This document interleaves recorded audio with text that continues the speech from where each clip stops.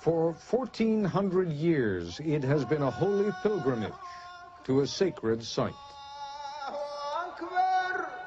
For a Muslim raised in Islam particularly, it is very strongly a feeling of coming home. A site you are forbidden to enter unless you are Muslim. And if you are a Muslim, it is a sacred duty, an act of faith. There's a sense of return, which really involves the human heart when you come to Mecca. Tonight, the Hajj, one American's pilgrimage to Mecca.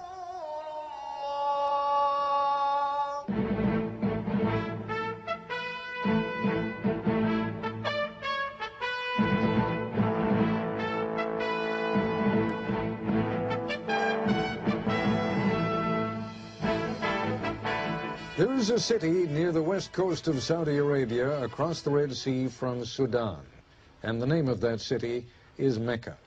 5 times every day, no matter where in the world they are, devout Muslims face in the direction of Mecca to say their prayers. More than 5 million of those Muslims live among us here in the United States. More American Muslims than Jews. Throughout the world, there are more Muslims than Roman Catholics. And if you were inclined to believe that most Muslims are Arabs, you would be wrong.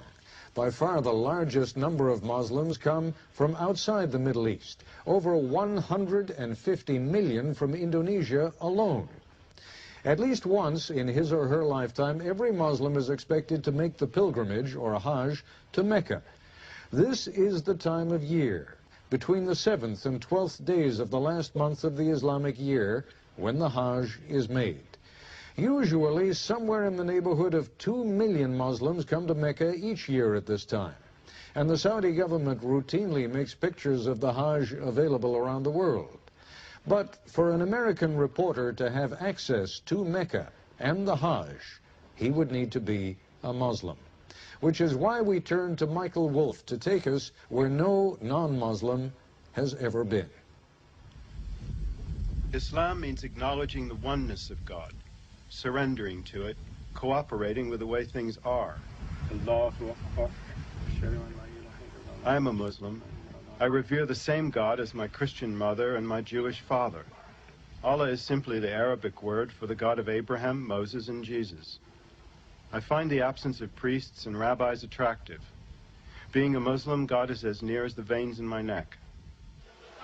This directness is most apparent on the pilgrimage. You embrace your religion, you take part in a spiritual drama, very public and very personal all at once. The Hajj begins at one of 5 stations specified by the Prophet Muhammad. Here we enter the state of ritual purity called Ihram.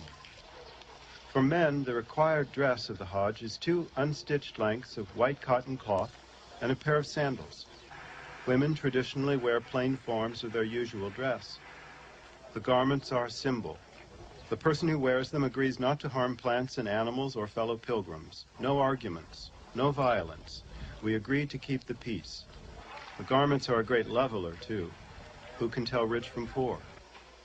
At the start, I have to accept how naked and frail I feel in these bath towels and try to remember what they mean. They're hard to get used to at first because, in a way, they put an end to my everyday identity.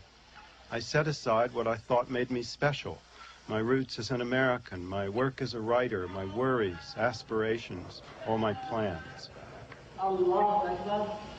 Here I join people from all over the earth, all these human beings drawn at the same time simply by the call of an idea, by the oneness of God. Pilgrims recite a special set of verses, announcing their readiness to serve God. Here I am, Lord, at your service. Here I am. You have no equal. I am here. Truly, the praise and the favor are yours, and the kingdom. You have no equal. As we all approach Mecca, that long-imagined city, there is a little uncertainty. What will it really be like? Will I perform the Hajj without error? Will it be acceptable to God? To preserve its sanctity and protect pilgrims, the sacred territory around Mecca is forbidden to all but Muslims. It lies hidden in the mountains 50 miles from the Red Sea, a modern city of 1.2 million people. Oh, there's the minaret. As we arrive, the great mosque plays hide and seek with us. Tantalizing glimpses of a minaret and arch come and go in the traffic. This is the center of the Muslim world. There are people from everywhere. I'm from Nigeria, from Islamabad. From Egypt. Indonesia. Morocco. From Palestine. China. Bangladesh. Japan. And the United States. I meet a group of American servicemen, Muslims, many of them veterans of the Gulf War 6 years ago. Here in Mecca, that conflict seems so distant. Islam showed me that all mankind could be together.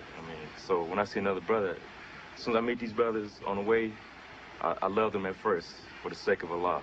This is something that America could learn from this situation, from this religious experience, that all of mankind can get along.